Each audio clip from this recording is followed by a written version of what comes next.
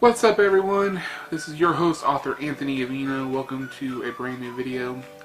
This is a long overdue video.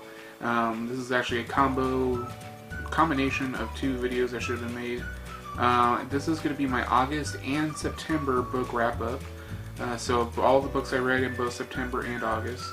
And then this is going to be my October 2016 TBR list. Really excited about this. I've read a lot of books the last couple months, and I'm really excited to share them with you. So, without further ado, let's get down to it, shall we? Here it is. Here's my list. So the first book I read this month was The Guardian, A Sword and Stilettos by Kristen D. Van Rissinghem. I hope I said your name right. I'm sorry if I didn't. This was actually a fun young adult fantasy book. It follows, I'm reading the description here, Zoe Jabril.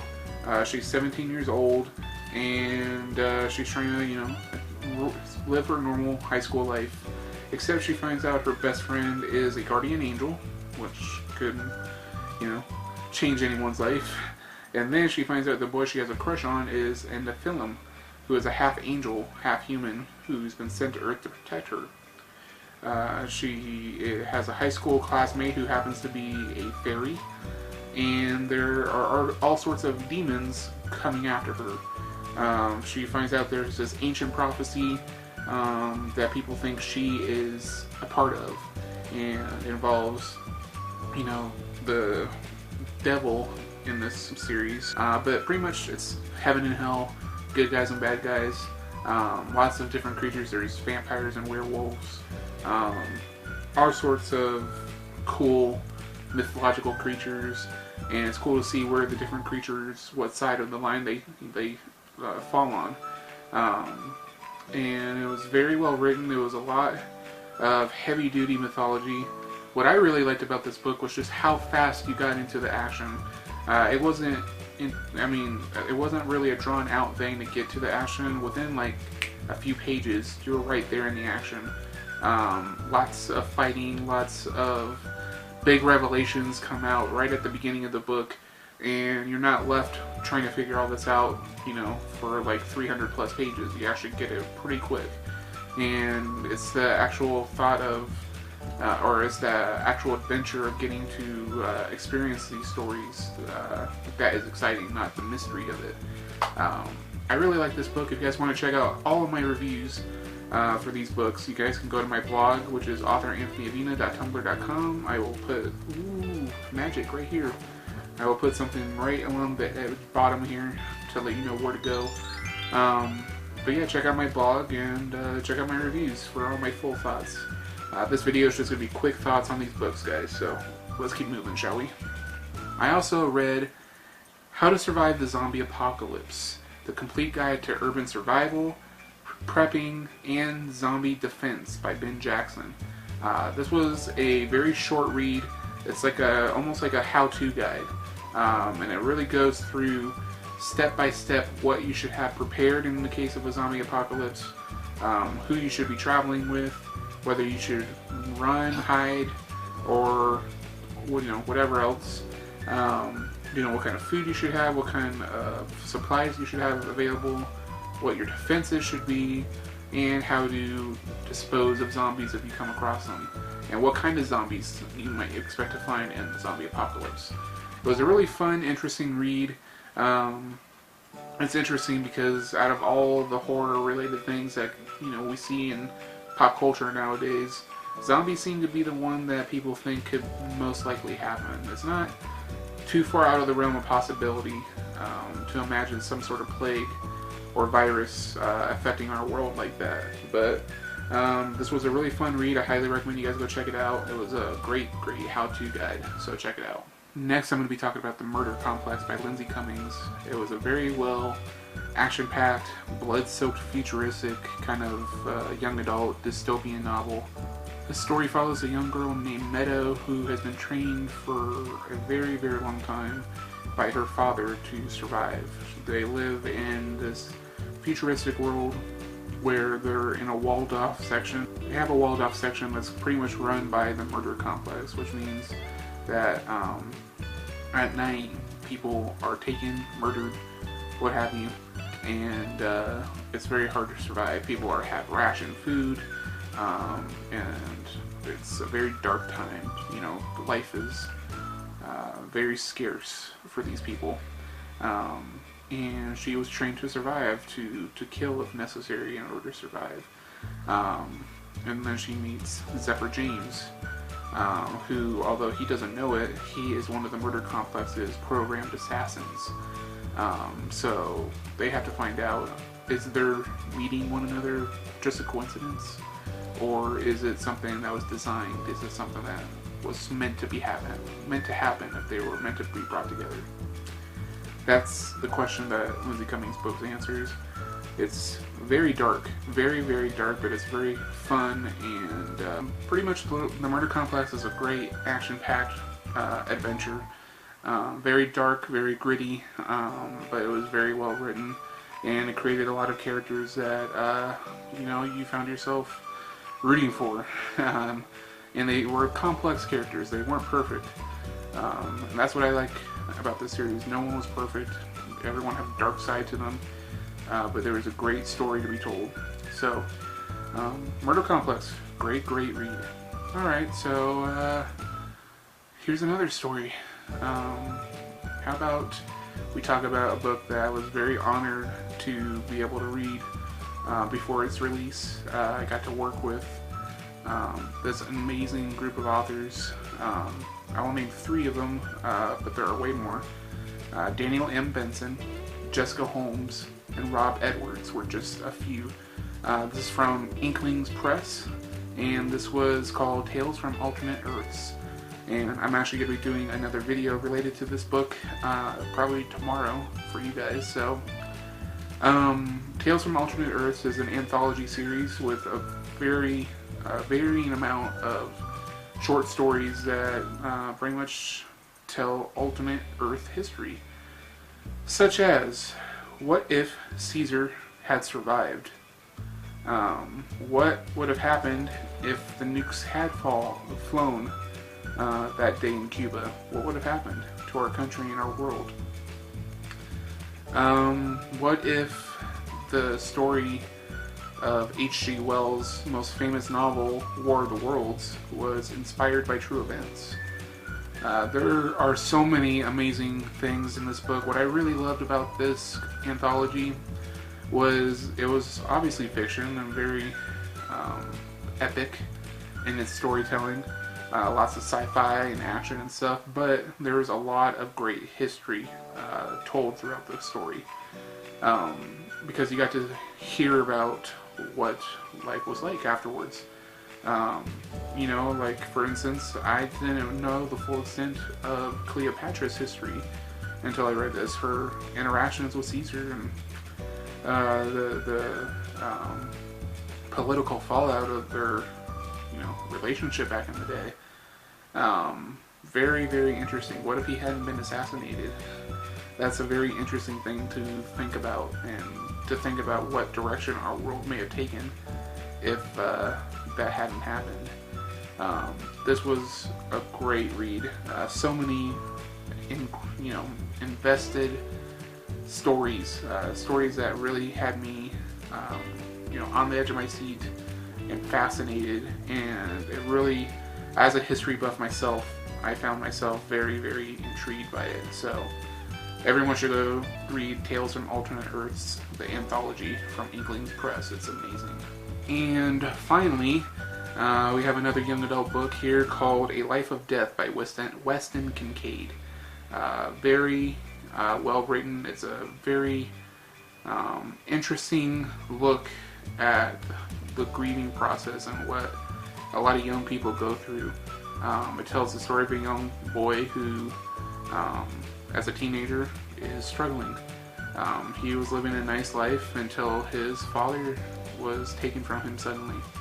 And now he's living a very troubled life with a alcoholic stepfather, and he is like an outsider pretty much in this new family.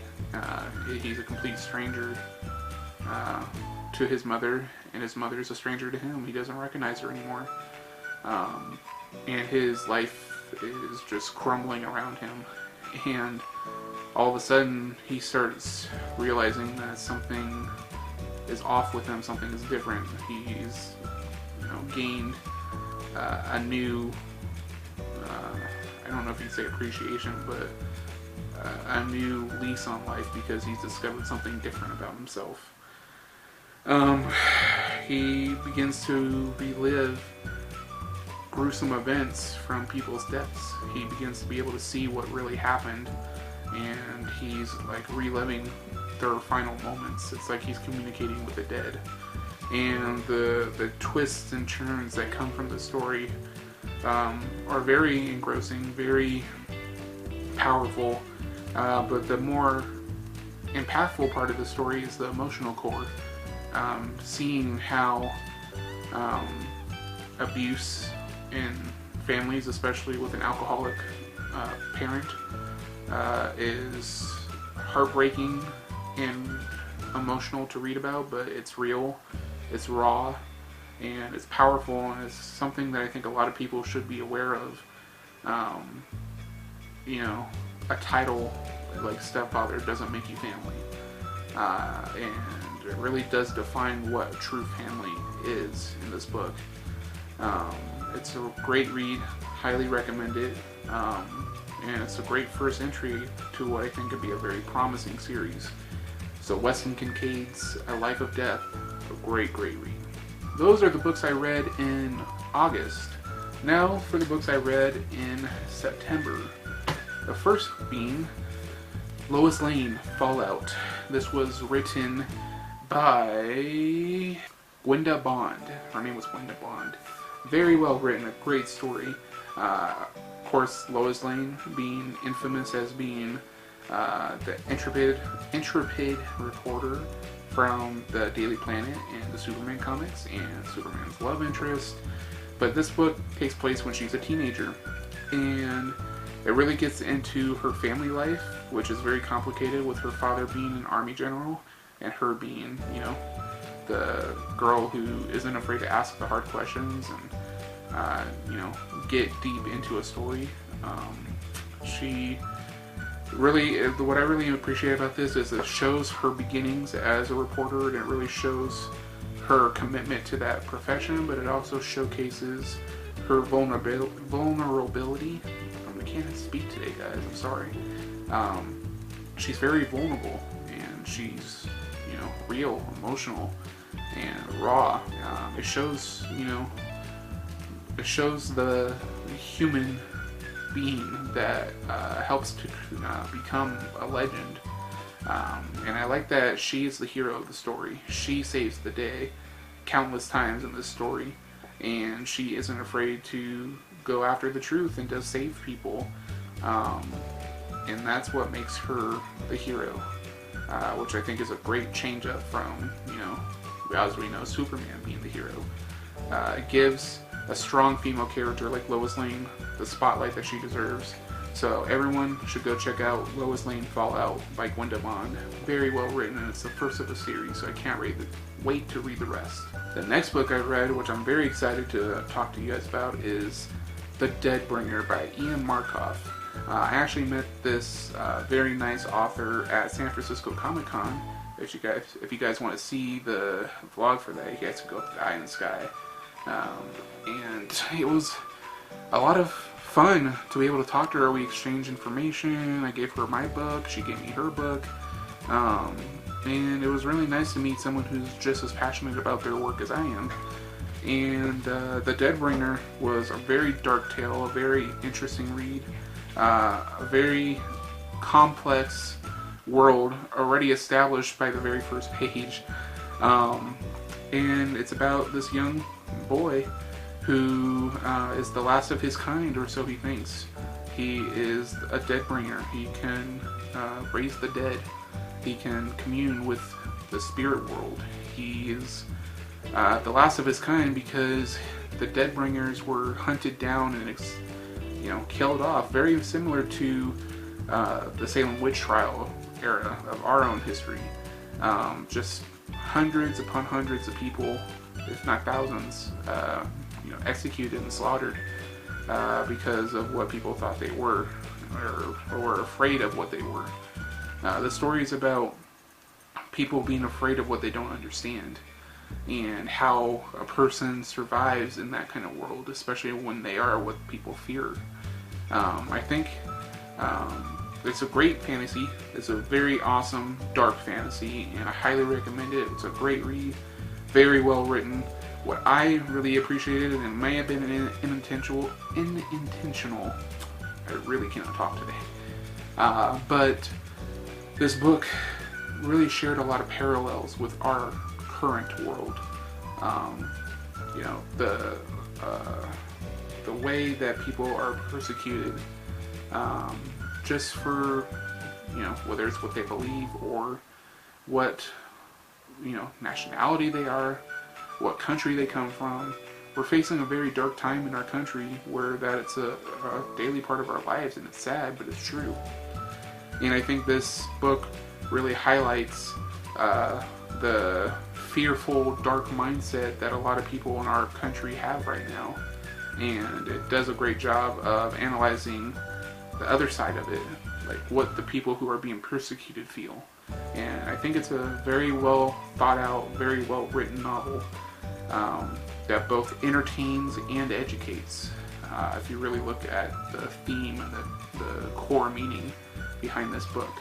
But it's also a fun read. It's also got lots of different creatures, different action scenes, a lot of intrigue and mystery, and a lot of twists and turns even at the very last page. It's very, very well written. I highly recommend it. So The Deadbringer by Ian Markoff.